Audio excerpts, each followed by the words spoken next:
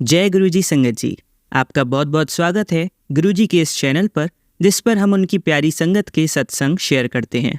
अगर आपको भी अपने सत्संग हमारे साथ शेयर करने हैं तो आप डिस्क्रिप्शन में दिए गए व्हाट्सएप नंबर पर या तो ईमेल आईडी पर हमें लिखकर भेज सकते हैं। आपके सत्संग भी ज़रूर शेयर किए जाएंगे संगत जी के साथ।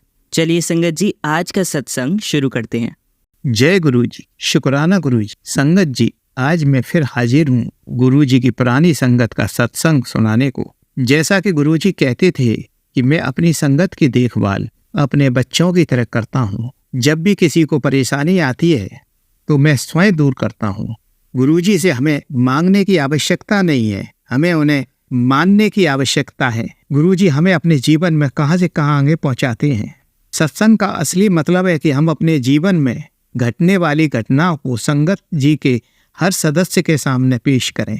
यदि हम किसी कठिनाई से जूझ रहे हैं तो सारी संगत को उस व्यक्ति की तरफ से गुरुजी को अच्छा करने की अपील करनी होगी। एक व्यक्ति की अपील में शायद इतनी ताकत नहीं होती जितनी कि सैकड़ों संगत के लोगों की अपील में ताकत होती है। गुरुजी भी उस व्यक्ति के लिए तुरंत निर्णय लेते हैं। यह संगत गुरुजी द्वारा इसलिए बनाई गई थी कि हम आपस में अपने सुख व दुख बांट सकें। बांटने से बहुत कुछ मिलता है। गुरुजी की पुरानी संगत की एक आंटी बहुत याद करती थी। वह निरंतर गुरुजी के स्वरूप के आगे रोती रहती थी तथा हर समय गुरुजी के मंत्र का जाप करती रहती थी। तब गुरुजी ने इन आंटी को सपने में आकर कहा कि तू मेरे को हर समय रो रो कर याद मत किया कर, बस तू ओम नमः शिवाय शिवजी सदा सहाय का निरंतर पाठ किया कर। अब मैं आपको उन आंटी का सत्संग सुनाने जा रहा हूँ। जब मैं गुरुजी से सन 1995 में मिली थी तो मैं उस समय गुरुजी के बारे में कोई खास नहीं जानती थी, ना ही मुझे उनमें इतना विश्वास था। जैसे जैसे मैं गुरुजी के पास जाती रही वैसे वैसे मुझे उनके बारे में पता लगता गया। उनमें एक आकर्षण था कि व्यक्ति उनके पास जाने के लिए मजबूर हो जाता था। जब मैं एम्पायर स्टेट पहुँचती थी तो मुझे गुरुजी के दर्शन के पश्चात एक असीम आनंद की प्राप्ति होती थी। ऐसा आनंद कभी भी रुपयों से नहीं खरीदा जा सकता था। लोग कहते हैं कि गुरुजी की संगत को बहुत पैसे वाले होते हैं। बहुत से लोग तो संगत में ऐसे सम्मिलित हुए थे जो कि हर प्रकार से मजबूर थे, लेकिन जब से गुरुजी ने उन्हें अपने साथ जोड़ा था सब पैसे वाले होते चले गए। जब से मैंने अपने पति की दुकान पर बैठना शुरू किया, वहाँ पर गुरुजी का एक बहुत बड़ा चित्र लगा दिया था। जब गुरुजी को यह पता लगा तो उन्होंने मना कर दिया। मैं उस चित्र को वहां से वापस घर ले गई। दुकान पर 5 महीने बाद गुरुजी ने मुझे चित्र लगाने की आज्ञा दे दी। गुरुजी के चित्र लगाने के पश्चात जो व्यापार में बढ़ोतरी हुई कि पिछले सब घाटे पूरे हो गए। एक बार मेरे पति ने किसी को 3 लाख रुपए देने का वादा किया था, लेकिन उनके पास तो 6वां हिस्सा भी नहीं था। हमारी समझ में नहीं आ रहा था कि कैसे हम इतनी बड़ी रकम का इंतजाम करके उस व्यक्ति को देंगे। मेरा मन बहुत परेशान था। मेरी समझ में नहीं आ रहा था कि मैं क्या करूं। मेरे पति के पास 2 व्यापारियों से पैसे आने थे।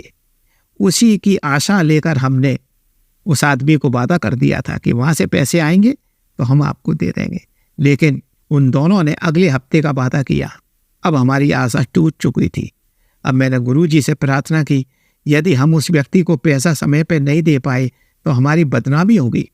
इस प्रकार हम गुरुजी पर उस समस्या को छोड़कर दुकान पर चल दिए। जब हम दुकान पर पहुंचे तो हमारे एक पड़ोसी दुकानदार ने एक ग्राहक हमारे पास भेज दिया, जिसने हमसे इतना माल लिया कि हमें उस व्यक्ति को 3 लाख रुपए देने थे। उसके बाद में भी 50,000 रुपये हम पर बच गए। उस व्यक्ति ने हमसे 3.5 लाख रुपए का माल लिया। अब हमें उस व्यक्ति को पेमेंट देने में कोई परेशानी नहीं थी। गुरुजी के चमत्कार मेरे जीवन में इतने हुए हैं कि मैं आपको बता नहीं सकती। उनके दया रूपी ऋण को हम कभी उतार नहीं सकते। गुरुजी हमारी खुशी में ही अपनी खुशी ढूंढते थे। एक बार मेरी दौरानी मेरे साथ गुरुजी के दर्शन के लिए एम्पायर स्टेट गई। जब देवरानी गुरुजी के दर्शन के लिए उनके पास पहुंची तो गुरुजी ने अपने चरणों में पड़ी फूल माला उठाकर उसे दे दी। गुरुजी ने कहा कि माला से कुछ जल शुद्ध करने के पश्चात उसे पूरी दुकान में छिड़क देना। अगला दिन सोमवार का था। इस दिन हमारी दुकान की छुट्टी होती थी, इसलिए देवरानी दुकान को खोलने के लिए राजी नहीं हो रही थी। जब मैंने उसे ज्यादा जोर दिया कि ऐसा करके तुम गुरुजी की आज्ञा का पालन नहीं कर रही हो। तब उसने दुकान खोलने का निश्चय किया। मैंने उससे कहा कि जैसा गुरुजी ने कहा है उनके निर्देशों का तुरंत पालन करो। उसने फिर वही कार्य किया जैसा कि गुरुजी ने बताया था। इसके करीब 1 महीने के बाद करोल बाग के उस बाजार में जिसमें हमारी दुकान थी, भयंकर आग लगी और सारी दुकानें जलकर राख हो गईं। हमारी दुकान के नीचे वाली दुकान भी जल गई। जैसे ही आग का रुख हमारी दुकान की तरफ हुआ, वैसे ही तेज हवा चलने लगी, जिससे आग का रुख दूसरी तरफ हो गया और हमारी दुकान बच गई। यह सब गुरुजी के दया दृष्टि से हुआ था। उन्होंने माला देते समय ही यह घटना देख ली थी। उन घटनाओं का पहले ही पता चल जाता है, तभी तो कुछ ना कुछ उपाय करके अपनी संगत को बचा लेते थे। एक बार मेरे पति दिल्ली के अति व्यस्त बाजार में घूम रहे थे। उस समय उनके हाथ में एक ब्रीफकेस था जिसमें काफी पैसे थे। इतने में पतिदेव के पास किसी का कॉल आ गया, तो उन्होंने एक हाथ में ब्रीफकेस पकड़ा और दूसरे हाथ से गाड़ी की चाबी निकालने लगे और उस हाथ से बगल वाले गाड़ी की छत पर ब्रीफकेस रख दिया और फोन पे बात करते हुए गाड़ी स्टार्ट करके घर आ गए। जब घर आ गए तो उन्होंने देखा कि ब्रीफकेस तो है नहीं। तो अब उन्हें ध्यान आया कि वो ब्रीफकेस तो मैं बराबर में जो गाड़ी खड़ी थी उसकी छत पर रखे आया हूँ, पर अब तो मुझे वो ब्रीफकेस मिल नहीं सकता, कोई ना कोई ले गया होगा। लेकिन चलो चल के देखने में कोई परेशानी नहीं है। मैं वापस लौटा और उसी स्थान पर पहुंचा जहां पर कि वो गाड़ी खड़ी हुई। मेरे आश्चर्य का ठिकाना नहीं रहा जब मैंने देखा कि वो गाड़ी वहीं खड़ी हुई थी और उसके ऊपर मेरा ब्रीफकेस रखा हुआ था। किसी ने उस ब्रीफकेस को हाथ तक नहीं लगाया। मैं बहुत खुश हो गया कि मेरे उस ब्रीफकेस में काफ़ी रुपया रखा हुआ था। मैंने तुरंत वो ब्रीफकेस उठाया, तब मेरी जान में जान आई। घर पर आकर मैंने अपनी पत्नी को घटना सुनाई। मैं भी एक बड़े आश्चर्य में पड़ गई। रात को जब हम दोनों एम्पायर स्टेट पहुंचे तो गुरुजी ने छूटते ही प्रश्न किया कि ब्रीफकेस मिल गया। एक दिन हम दोनों पति पत्नी एक पड़ोस की दुकान पर गुरुजी का सत्संग करने लगे। तभी वहां पर उस दुकान का एक कर्मचारी हमारे सत्संग से प्रभावित होकर चुपचाप सत्संग सुनने लगा। सत्संग समाप्त होने के पश्चात उस व्यक्ति ने हमसे गुरुजी का एड्रेस लिया और सीधा जालंधर गुरुजी के पास पहुंच गया। उस समय गुरुजी जालंधर मंदिर में थे।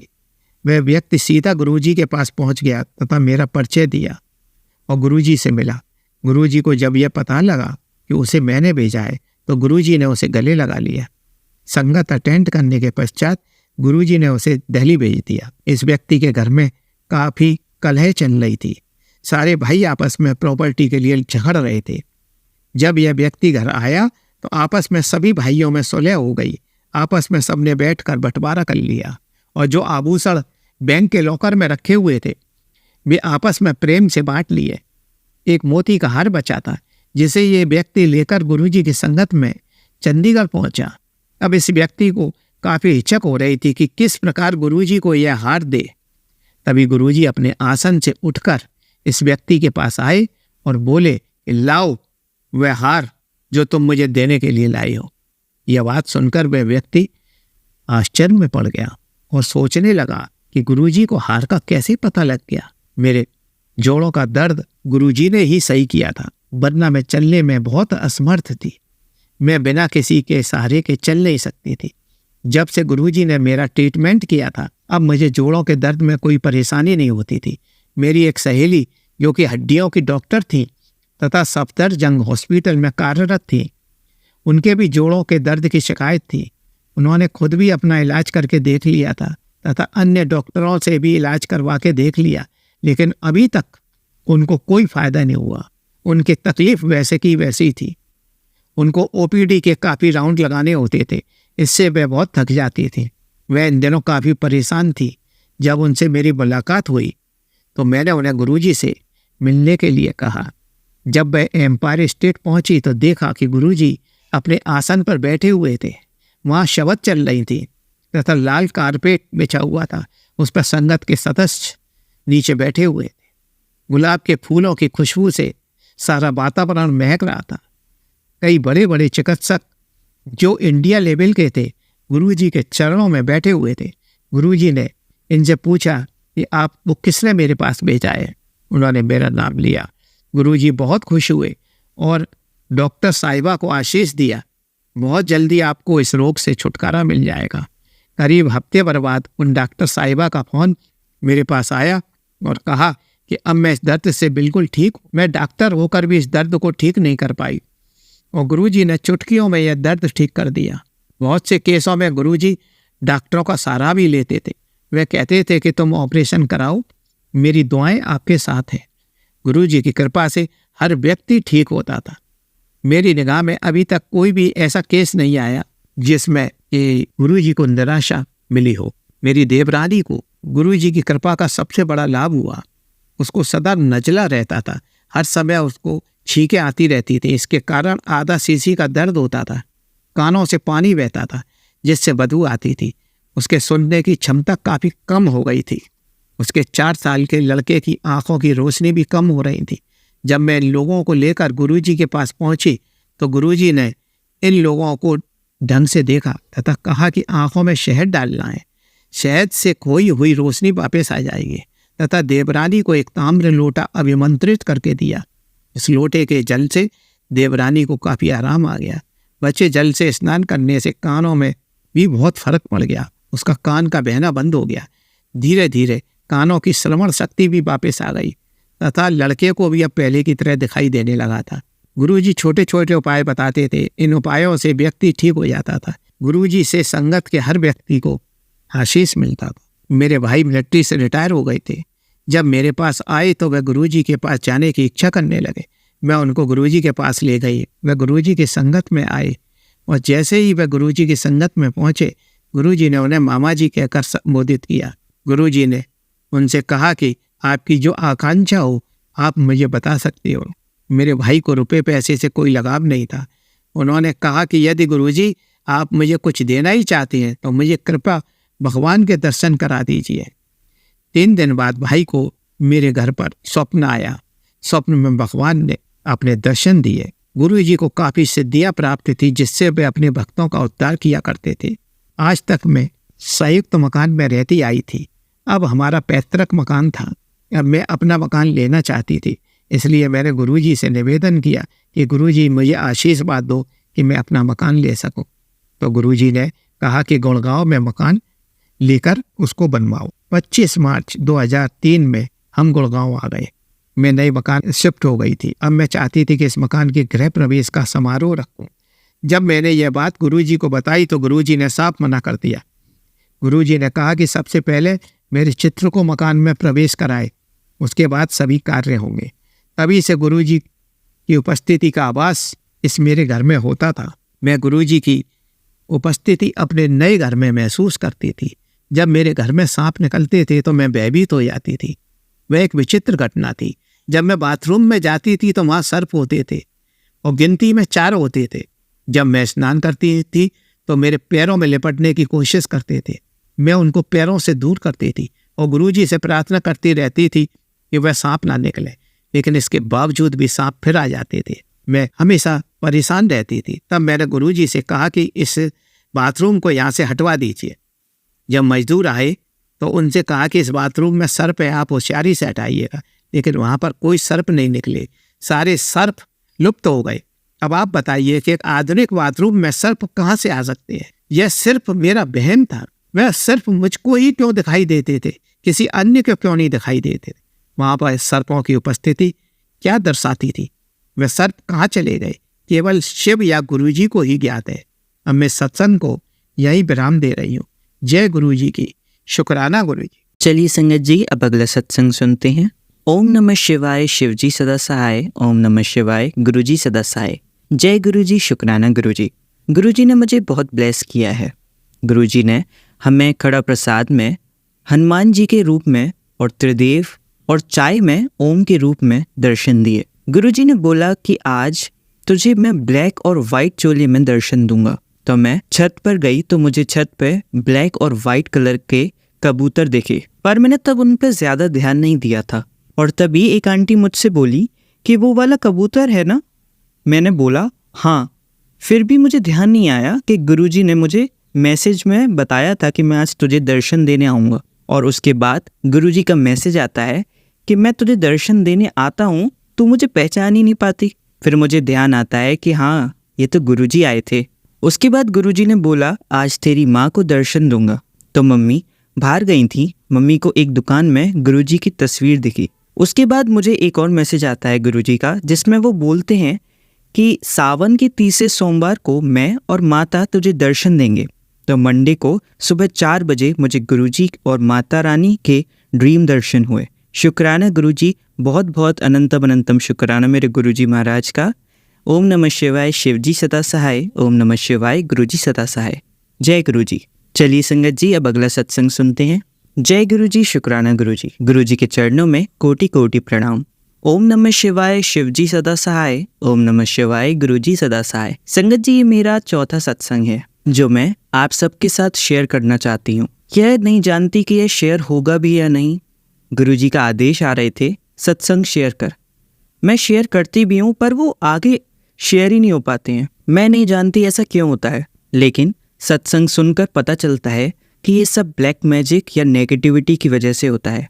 वो सब अच्छाई को आगे बढ़ने ही नहीं देती। तो आज गुरुजी का संदेश आया मेरे पास कि बाथरूम की सफाई से जुड़ा हुआ सत्संग शेयर करने के लिए उन्होंने कहा। संगत जी, हमारे गुरुजी बहुत प्यारे हैं, हमारा इतना ख्याल रखते हैं कि हमें आगे भी किसी भी बात की दिक्कत नहीं आने देते।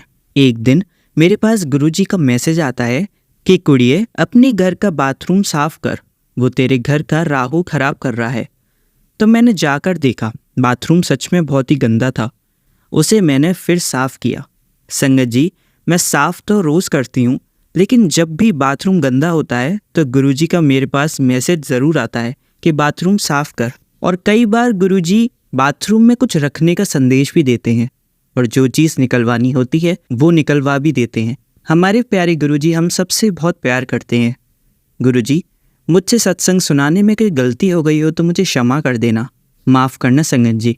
अब मैं आज का सत्संग समाप्त करती हूँ गुरुजी के मंत्र जाप से। ओम नमः शिवाय, शिवजी सदा सहाय। ओम नमः शिवाय, गुरुजी सदा सहाय। जो मेरे सत्संग को शेयर कर रहे हैं, अंकल जी, आंटी जी, गुरुजी उनको बहुत सारी ब्लेसिंग्स दें। जय गुरुजी, शुक्राना गुरुजी, लव यू मेरे प्यारे गुरुपा। चलिए संगत जी, अब अगला सत्संग सुनते हैं। जय गुरुजी, शुक्राना गुरुजी। ओम नमः शिवाय, शिवजी सदा सहाय। ओम नमः शिवाय, गुरुजी सदा सहाय।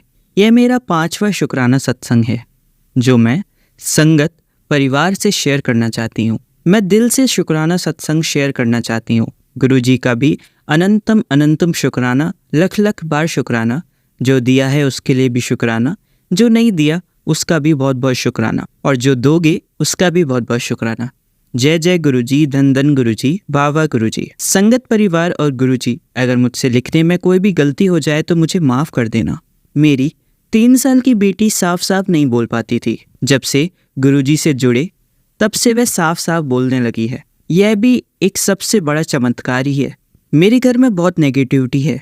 गुरुपा ने बहुत सारी नेगेटिविटी मेरे घर से बाहर निकाल दी है। जब नेगेटिविटी को भस्म किया गुरुपा ने, तब मेरे घर में से बहुत ही बुरी बदबू आई कि मतलब मैं उसे सहन भी नहीं कर पा रही थी। उसके बाद मुझे गुरुपा ने 7 बार हनुमान मंदिर जाकर हनुमान चालीसा पाठ करने को बोला, 7 बार हनुमान चालीसा पढ़ने को भी बोला, पर मैं 7 बार हनुमान चालीसा नहीं पढ़ पाती थी। और हनुमान जी को और गुरुपा को हर मंगलवार बूंदी के लड्डू का भोग लगाती थी। और आज मेरा 7वां मंगलवार पूरा हो चुका है। गुरुपा की मेहर से 7 बार सत्संग घर में करने को बोला था उन्होंने। छोटे से ही सत्संग करे, अकेले, वो भी 5 पूरे हो गए हैं। गाय को रोटी खिलाने को बोला था, वो भी लगातार किया और हर रोज़ किया। रविवार गाय को गुड़ खिलाने को भी बोला और ज़रूरतमंदों की मदद करने को भी कहा, जो मैं पहले से ही करती हूँ। मेरे घर में अब बहुत आराम है और मेरे घर के बाहर गुरुपा हर रोज़ मुझे दर्शन देते हैं, कभी मोर के रूप में, कभी तितली के रूप में, कभी बंदर के रूप में, रात से सुबह तक, सुबह से रात तक। जो ये सत्संग सुन रहे हैं और जो ये सत्संग सुना रहे हैं, और मेरे दोनों परिवार वालों को भी ऐसे ही अपने आशीर्वाद देना गुरुपा। अब मैं अपनी वाणी को विराम देना चाहती हूँ। उससे पहले मैं मंत्र जाप करूँगी। ओम नमः शिवाय, शिवजी सदा सहाय। ओम नमः शिवाय, गुरुजी सदा सहाय। जय गुरुजी, लव यू गुरुजी। जय जय गुरुजी। चलिए संगत जी, अब अगला सत्संग सुनते हैं। जय गुरुजी, जय गुरुजी। संगत जी, गुरुदेव के श्री चरणों में मेरा अनंत अनंत कोटि कोटि नमन वंदन प्रणाम है। मैं आज गुरुदेव के श्री चरणों में द्वितीय शुक्राना पुष्प समर्पित करने जा रही हूँ। अंकल जी, आपने मेरा सत्संग कल ही मैंने भेजा था और आज आपने अपलोड कर दिया। आपका बहुत बहुत बहुत शुक्राना है। गुरुदेव आप पर और आपकी फैमिली पर अपनी रहमतें बहुत बहुत बरसाते रहें, यही उनके श्री चरणों में मैं प्रार्थना करूँगी।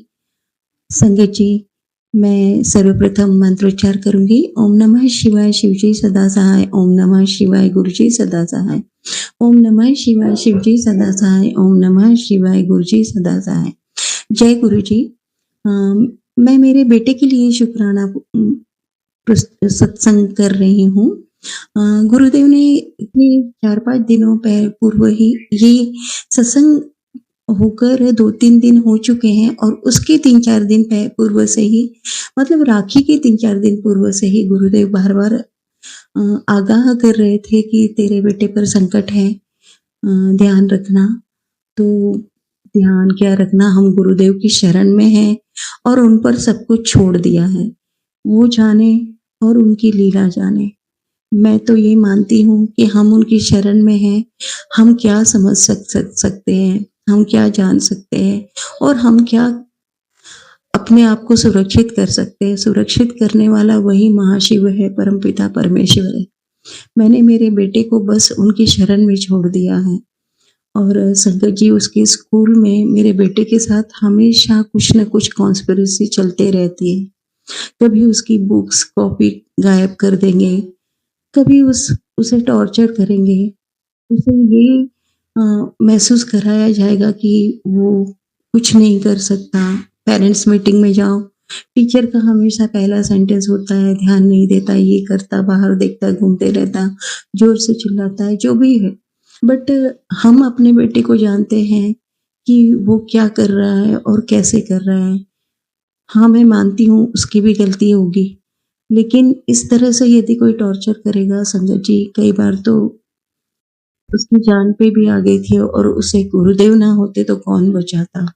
तो जैसा कि गुरुदेव ने आगाह किया था, तो मेरा तो बस उनसे तार जुड़े रहते हैं, हमेशा तो नहीं, लेकिन हाँ, उनकी शरण में हमेशा रहती हूँ। तो बेटे ने आकर बताया कि माँ, बहुत बड़ी मुसीबत थी और मेरा दोस्त गिर गया और उसका हाथ फ्रैक्चर हो गया। वो मेरे बिल्कुल बाजू में ही बैठता है और इस तरह से कई घटनाएं हुई जो कि आसपास चली गई। मैं नहीं चाहती किसी और पर किसी के भी बच्चे पर कोई संकट आए। गुरुदेव सबकी रक्षा करें, सबको सुरक्षित रखें और हर बच्चों को उनके जीवन में उनके ध्येय को पाने में उनका सहयोग करें। यही उनके श्री चरणों में प्रार्थना है। मेरे बेटे के साथ जो भी हो रहा है, जो भी गुप्त शत्रु मिलकर उसके साथ इस तरह की हरकतें कर रहे हैं, मेरी उनसे यही प्रार्थना है गुरुदेव से कि गुरुदेव इन सबको आप रोकिए और जो भी गुप्त शत्रु है उन्हें समझ दीजिए कि किसी बच्चों के भविष्य के साथ ना खेले। अपने निजी स्वार्थ के लिए या छोटी सी जलन भाव के वशीभूत होकर किसी मासूम बच्चों के भविष्य के साथ कभी ना खेले। यही मेरी गुरुदेव से प्रार्थना है। गुरुदेव, इस तरह के लोगों की सोच को बदलिए और उन्हें समझाइए कि ये बिल्कुल भी अनुचित है, इसे ना करें। इतनी गंदी सोच लेकर आप कैसे जीवन जी सकते हैं और कैसा आपका मन गंवारा दे सकता है कि आप इस तरह की गंदी हरकतें करें। सच में मेरा बेटा बहुत प्रॉब्लम में है, लेकिन वो भी गुरुदेव को बहुत मानता है और मैंने बस उसे कह के रखा है कि गुरुदेव को याद किया करो और वो तुम्हारी हमेशा सुरक्षा करेंगे। और सच में गुरुदेव मेरे बेटे की पल पल रक्षा कर रहे हैं। हो सकता है मैं अभी सत्संग में उन सब बातों को सही तरीके से आप सभी संगत जनों के सामने नहीं रख पा रही हूँ संगत जी, लेकिन आप समझने की कोशिश करिएगा। छोटी छोटी घटनाएं मैं क्या बताऊं। कई सत्संग हुए हैं मेरे बेटे के साथ जहाँ साक्षात गुरुदेव ने उसे बचाया है और जिसे हम संगत जन ही महसूस कर सकते हैं कि हाँ, अगर गुरुदेव नहीं होते तो न जाने कि हद से क्या हो जाता। और ये अनुभव मैं विश्वास करती हूँ कि हम सभी संगतजनों के जीवन में होते रहते हैं। गुरुदेव हैं तो हम सुरक्षित हैं, गुरुदेव ना होते तो ना जाने हमारे साथ क्या हो जाता। गुरुदेव के श्री चरणों में मैं बहुत बहुत बहुत शुक्राना करती हूँ, मेरी ओर से, मेरे बेटे की ओर से, मेरे अंकल जी की ओर से और मेरे सभी अपनों की ओर से, जहाँ गुरुदेव ने हम सब की हमेशा रक्षा की है, करते आ रहे हैं और हमेशा आगे भी हमारे साथ हैं। गुरुदेव का अनंतम शुक्राना, अनंतम अनंतम शुक्राना। जय गुरुजी, शुक्राना गुरुजी। ओम नमः शिवाय, शिवजी सदा सहाय। ओम नमः शिवाय, गुरुजी सदा सहाय। जय गुरुजी संगत जी। चलिए संगत जी, अब अगला सत्संग सुनते हैं। जय गुरु जी, शुक्राना गुरु जी, अनंतम अनंतम शुक्राना गुरु जी। ये मेरा चौथा सत्संग है। मैं गुरु जी के मंत्र जाप से सत्संग की शुरुआत करना चाहूँगा। ओम नमः शिवाय, शिवजी सदा सहाय। ओम नमः शिवाय, गुरु जी सदा सहाय। ओम नमः शिवाय, गुरु जी सदा सहाय। ओम नमः शिवाय, शिवजी सदा सहाय। संगत जी, ये मेरा चौथा सत्संग है। ये मेरा शुक्राना सत्संग है।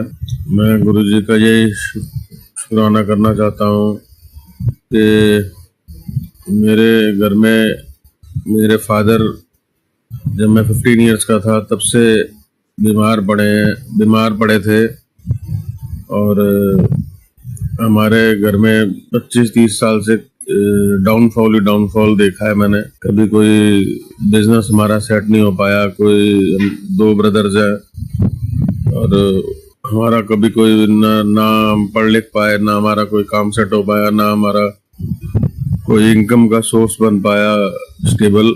लेकिन फिर भी गुरुजी ने हमारे 25-30 साल बड़े अच्छे कटवा दिए और हम आज तक रोटी पानी और सब गुरुजी घुमा फिरा भी रहे हैं, सब अच्छी तरह रख रहे हैं, जो कि शायद हमारे इतने गंदे कर्म है कि हमारे कर्मों में नहीं था। लेकिन गुरुजी ने हमें वो भी 25-30 सालों में सब कुछ कराया है, खिलाया पिलाया भी है, रोटी भी रोज दी है, घुमाया फिराया भी है, हिल स्टेशन पे भी घुमाया है और आज तक गुजारा तो चल ही रहा है संगत जी। बाकी इच्छाएं तो राजा की भी पूरी नहीं होती और जरूरतें गुरुजी सबकी पूरा कर देते हैं। तो आज मेरे मन में यही आया कि हम हमेशा कंप्लेनिंग मोड में रहते हैं कि हमें ये नहीं मिला, हमें वो नहीं मिला, हमें ये नहीं मिला, लेकिन हमें नहीं पता कि शायद जो हमें मिला हुआ है हम उसके भी लायक हैं कि नहीं। पता नहीं हमारे कितने गंदे कर्म होते हैं कि जो हम लोग देख नहीं पाते और पता नहीं कितने जन्मों के होते हैं या इसी जन्म में तो हमें पता भी होते हैं, फिर भी हम मानने को तैयार नहीं होते।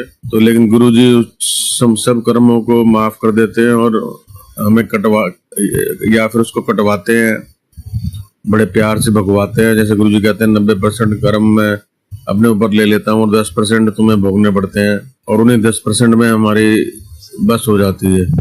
तो मेरे को गुरुजी का मैसेज बार बार आ रहा था कि तू अपने सत्संग शेयर कर, 7 सत्संग शेयर कर अपने। तो ये मैं चौथा सत्संग शेयर कर रहा हूँ संगत जी। तो बस मैं यही कहना चाहता हूँ कि हम गुरुजी का शुक्राना करते रहें, बस चाहे सुख और दुख बस हमारी मन की स्थिति है और कुछ नहीं है। सुख और दुख हमारे पास जो कुछ है हम उसको देखेंगे तो हमें सुख मिलेगा और जो कुछ नहीं है तो हमें दुख मिलेगा। लेकिन हमें नहीं पता हमारे लिए क्या अच्छा है और क्या बुरा है। तो वो गुरुजी को पता है कि इसको ये देंगे तो इसके लिए अच्छा और इसको ये देंगे तो इसके लिए बुरा है। जैसे एक बाप और माँ को पता होता है कि बच्चे के लिए क्या अच्छा क्या बुरा है, ऐसे ही गुरुजी हमारे परम पिता परमेश्वर हैं, वही हमारा ध्यान रखते हैं और सारे संसार का पालन पोषण करते हैं। तो जिसके लिए जो चीज अच्छी होती है उसी को वही देते हैं और जिसके लिए जो चीज नहीं अच्छी वो जितना मर्जी रोता भी लगता रहे उसको नहीं देंगे। और जब समय आएगा और उसके लिए वो चीज ठीक होगी तो उसको अपने आप ही मिल जाएगी। तो हमें गुरु जी से कभी कंप्लेनिंग मोड में नहीं रहना है, हमेशा शुक्राना करना है, ग्रेटिट्यूड पे करना है कि हमें आज तक जिंदा रखा है, हमें सांसें दे रहे हैं। हमारे सबसे पहले गुरु जी हेल्थ देते हैं, फिर वेल्थ देते हैं। और संगत जी मैं यही कहना चाहूंगा कि मेरी नज़र में हेल्थ से बढ़कर इस दुनिया में कोई वेल्थ नहीं है।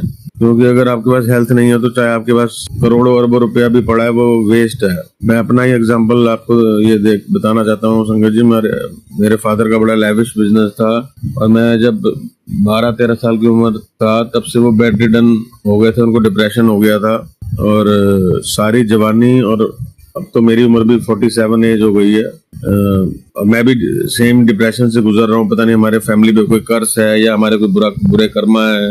मेरा ब्रदर भी उसी कर्ज से गुजर रहा है, वो भी अभी अनमैरिड है। मेरी तो फिर भी शादी हो चुकी है और लेकिन अब ये नहीं, हमें नहीं पता होता संगत जी कि किसी ने कुछ किया कराया है। गुरु जी के मैसेज आते रहते हैं ब्लैक मैजिक के रिलेटेड भी कि भाई वो अपने आप देख लेंगे, तो हमें नहीं पता होता संगत जी हमारे साथ जो हो रहा है वो हमारे बैड कर्मा से हैं या किसी ने कुछ बड़े लोग जलते थे हमारे से जब हमारा बहुत अच्छा काम था। मेरे डैडी फॉरेन ट्रिप भी मार के आए, पोर्ट करते थे, तो हमारा बहुत बड़ा घर भी था। सब धीरे धीरे बिकता गया। हमारी फैक्ट्री भी थी, वो भी बिक गई। लेकिन गुरु जी की कृपा से भी हमारे को गुरु जी ने बड़ा कुछ दे रखा है।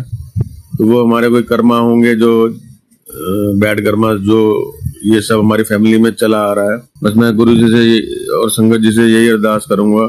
मेरी मम्मी को भी दुख भोगते हुए 40 साल हो गए, मैंने कोई ऐसा दिन नहीं देखा जिस दिन मम्मी रोई ना हो। और जबकि हमारे पास सब कुछ था। लोग कहते हैं कुछ नहीं हो तो इंसान दुखी होता है, हमारे पास तो सब कुछ था और आज भी सब कुछ है फिर भी, लेकिन सुख शांति का एक पल नहीं है। रोज क्लेश होता है किसी ना किसी कारण से। तो पता नहीं अब ये पितरों का दोष है, कोई कुछ कहता है पितृ दोष है, या ये हमारे पाप हैं, या हमारे किसी ने कुछ किया हुआ है। मुझे कुछ इस चीज का तो नॉलेज नहीं है संगत जी। ये तो परमात्मा ही जानता है कि हमारे ऊपर कौन क्या करता है, क्योंकि इस दुनिया में प्यार करने वालों से ज्यादा जलने वालों की संख्या बहुत ज्यादा है। आजकल आपके अपने रिश्तेदारी अगर आप कुछ थोड़ा सा भी कर लोगे तो वो आपसे जल जाएंगे और आपके उस कार्य को पूरी कोशिश करेंगे ना हो पाए। तो इसलिए मेरी तो यही अरदास है संगत जी, अपने पर्सनल एक्सपीरियंस है कि अपने घर में अगर कोई भी खुशखबरी है, कोई भी उपलब्धि है, आप अपने रिश्तेदारों से जरूर बचा के रखें, छुपा के रखें जब तक कोई काम पूरा ना हो जाए, क्योंकि नजर का कोई इलाज नहीं है। जो चीज टोक लग गई वो चीज होते होते भी रुक जाती है। तो हमारे भी ऐसे ही जीवन में ये चाचे मामे ये सब मेरे डैडी से बहुत सड़ते थे, क्योंकि उनका बहुत लेविश बिजनेस था और उनके आगे किसी की उनकी जितनी चलती थी वो सारे उनसे ही सलाहें लेते थे अपने जीवन के लिए। और आज उन्होंने वो हालत उस समय कर दी थी कि वो बेड रिडन होके गए हैं 60 साल की उम्र। अब तो 12 साल हो गए उनकी डेथ को भी, लेकिन till death he was on the bed due to depression. तो मैं यही कहना चाहता हूँ संगत जी, वही चीज अब मेरे साथ भी चल रही है। मैं भी कुछ नहीं कर पा रहा, लेकिन हाँ हार नहीं मान रहा कि भाई इस कर्मा से मैं चाहता हूँ गुरु जी को भी रहते रहते इस कर्मा को हमारी फैमिली से एरेडिकेट कर दे, ताकि मेरे आने वाले पीढ़ी पर, मेरे बच्चे पर, मेरा एक बेटा है, मैं नहीं चाहता वो कर्मा उस पर पास ऑन हो। मेरी गुरु जी से यही अरदास है कि मेरे भाई को भी ठीक कर दें और मुझे भी ठीक कर दें अगर मेरे कर्मा बैड हैं, जो कि बैड होते ही हैं संगत जी, तभी हम भुगतते हैं, वरना तो इस संसार में हम आते ही क्यों, अपने कर्मा भोगने ही आते हैं। तो बस यही मेरी गुरु जी से अरदास और संगत जी से अरदास है कि हमारे लिए भी प्रे करें। और मैं भी गुरु जी से प्रे करूंगा कि ये मैसेज पता नहीं गुरु जी ने मेरे से क्यों सुबह में आज अभी 6:30 बजे ये सत्संग की प्रेरणा हुई मेरे को, तो मैं सत्संग कर रहा हूँ, क्योंकि मैं अंदर से बहुत दुखी था और मैं भी बहुत अपनी तबीयत से परेशान हो चुका हूँ, डिप्रेशन वाली तबीयत से और घबराहट से, चिंता से, और पास्ट का सोच के और फ्यूचर का सोच के। तो मैं गुरु जी से अरदास करता हूँ कि मुझे भी इस बीमारी से अगर हो सके तो मुक्ति दिलाएं, ताकि मैं अपनी पारिवारिक जिम्मेदारियां पूरी कर सकूं। और सेम ही अगर ये जो भी संगत ये चीज भुगत रही है, जो मेरे साथ जिसका सत्संग को रिलेट करता है, जिस संगत के लिए गुरु जी ने मेरे से ये मैसेज करवाया है, उसके भी दुख दूर करे। क्योंकि हमारे अपने रिश्तेदार या कोई भी संगत जी हमारा कोई सपोर्ट नहीं करता, बल्कि उनसे तो उम्मीद करना ही बेकार है, अपने आप को दुख देना है। तो हमारा अगर इस संसार में कोई भला या सोच सकता है या वेल विशर है, वो गुरु जी ही हैं। एक गुरु जी ही हैं जो पापी से पापी और नीच से नीच आदमी को भी गले लगाते हैं और अपने पास बिठाते हैं, वरना इस संसार में तो सिर्फ इज्जत वाले को और पैसे वाले को ही दुनिया अपने पास बिठाती है। हाल भी उसी का पूछते हैं जिसका हाल पहले ही बहुत अच्छा होता है, जिसका हाल खराब है उसका तो कोई हाल भी नहीं पूछता। तो इसलिए मैं संगत जी बस यही अरदास करूंगा आपसे कि आप किसी से भी उम्मीद करना छोड़ दें और गुरु जी की शरण में जाएं, गुरु जी के बड़े मंदिर जाएं, उनका लंगर प्रसाद खाएं, उनका सिमरन करें मंत्र का, और बस यही एक ऑप्शन है। और किसी पे विश्वास करना का कोई फायदा भी नहीं है। आपने करके देख भी लिया होगा और मैं भी इस चीज का बहुत भोगी हूँ कि मैंने भी बड़े रिश्तेदारों पे विश्वास करके अपने जीवन के कई साल बर्बाद करे हैं और मेरी मम्मी ने भी इस चीज को बहुत भुगता है। तो उनकी एज भी इस वक्त 70 ईयर्स है, लेकिन उनके जीवन में भी आज तक स्ट्रगल है कि पहले हस्बैंड का दिमाग खराब हो गया और अब उनके दोनों बेटे हैं, उनका दिमाग खराब हो गया और दोनों काम नहीं करते, न कर पाते हैं। किन्हीं परिस्थितियों के कारण ऐसा लगता है जैसे किसी ने कुछ कर रखा है। तो बस यही मैं अरदास करूंगा संगत जी और अपने सत्संग को यही समाप्त विराम देना चाहूंगा। और नेक्स्ट सत्संग जब भी मेरे से गुरु जी करवाएंगे मैं करूंगा। कोई गलती हुई है तो मुझे क्षमा करना। मैं अपने सत्संग को यही विराम देता हूँ। जय गुरु जी, शुक्राना गुरु जी, अनंतम अनंतम शुक्राना गुरु जी। चलिए अब मंत्र जाप करते हैं। ओम नमः शिवाय शिवजी सदा सहाय। ओम नमः शिवाय गुरुजी सदा सहाय। ओम नमः शिवाय शिवजी सदा सहाय। ओम नमः शिवाय गुरुजी सदा सहाय। ओम नमः शिवाय शिवजी सदा सहाय। ओम नमः शिवाय गुरुजी सदा सहाय। धन्यवाद संगत जी, आपका दिन बहुत ही मंगलमय जाए। जय गुरुजी, शुक्राना गुरुजी।